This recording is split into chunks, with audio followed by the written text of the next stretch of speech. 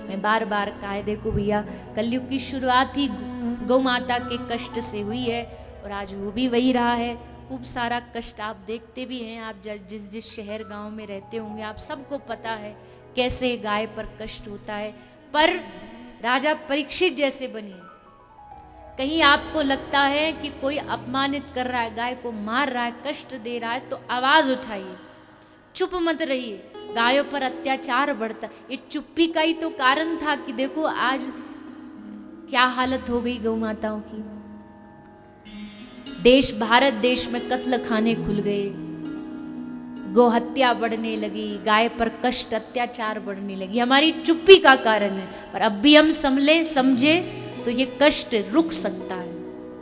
किसी ने सच कहा है, अगर आप किसी समाधान का हिस्सा नहीं हो इसका मतलब आप खुद ही समस्या हो। समाधान का हिस्सा बनना सीखिए। क्या करने से हमारे गौ माता की सेवा हो सकती है, रक्षा हो सकती है, ये प्रयास करिए।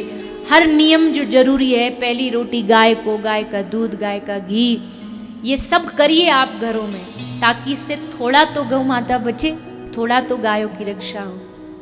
संभव है तो घर में गाय रखिए। आप कहेंगे जी हम नहीं कर सकते, तो आप अपने घर में कई बार बच्चे की पालन पोषण नहीं कर पाते तो एक महिला रखते जो उसकी सेवा करती है, या आप कहीं फैक्ट्री में आपका कोई ऐसा स्थान हो जा खाली जगह, वहाँ आप गाय रख सकते हैं। कोई एक ग्वाला छोड़ दीजिए, आपके घर में शुद्ध दूध आ जाएगा और गाय की सेवा भी हो जाएगी। बस मन में गाय को बिठाइए, दिल में बिठाइए, घर में तो अपने आप आ जाएगी। दिलों में नहीं है गाय, इसलिए घरों में नहीं है।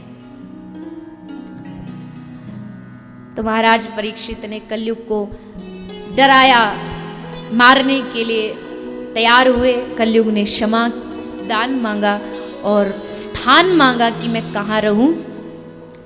तो 4 स्थान कलयुग को रहने के लिए मिले। द्युत जहाँ जुआ खेला जाता हो, मदरा जहाँ शराब पी जाती हो, हिंसालय जहाँ पशुओं को मारा जाता हो, और चौथा वैशाल्य। इन 4 स्थान पर कलयुग रहता है, रहता ही है, इसलिए इन 4 स्थानों से बचिए। 4 ये ऐसी जगह जहाँ सत्संग सुनने वाले को तो गलती से भी नहीं जाना चाहिए, दूर दूर तक नहीं जाना चाहिए। जहाँ मदरा पी जा रही हो, शराब, कोई मित्र है आपका, क्योंकि देखो गलत बुरी जो आदत लगाते ना वो दुश्मन नहीं लगाते हैं, हमेशा बुरी आदत दोस्त ही लगाते हैं।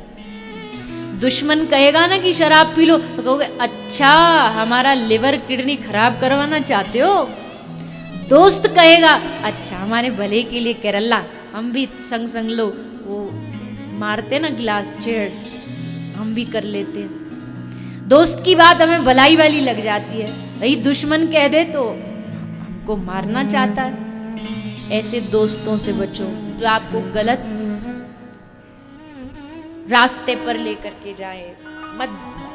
मदरापान, धूम्रपान, ये सब गलत संगत से ही होता है।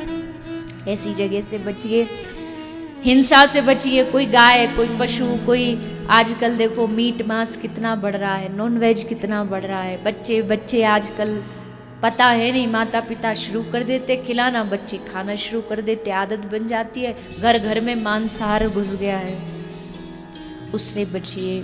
पर स्त्री गमन से बचिए।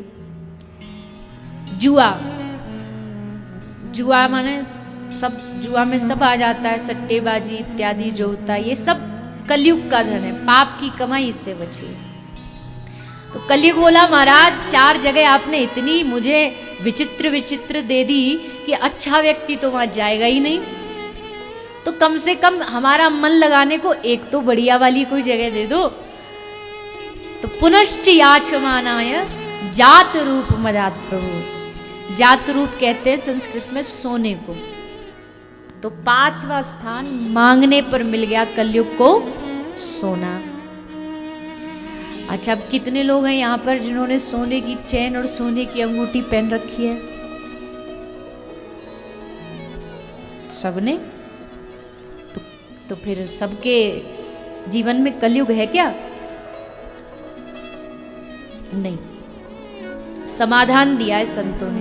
भागवत जी के 12 स्कंद में भगवान ने उपदेश में कहा है कि धातुओं में मैं स्वर्ण हूं, सोना हूं, और यहां कह रहे हैं कि सोने में कलयुग है। तो 2 चीज कैसे? एकदम विरोधाभासी बातें। सोने में कलयुग होगा तो भगवान नहीं, भगवान तो कलयुग नहीं। तो फिर कैसे पता लगेगा? जो व्यक्ति अपनी मेहनत परिश्रम करके सत्यता से ईमानदारी से कमाई करके सोना खरीदता उस स्वर्ण में गोविंद का निवास है। पर जो सोना धोखेबाजी का काला धन होता है, झूठ बोल के किसी से छीन झपट के कमाया जाए, उस सोने में कलयुग रहता है। तो परीक्षित जी का मुकुट क्या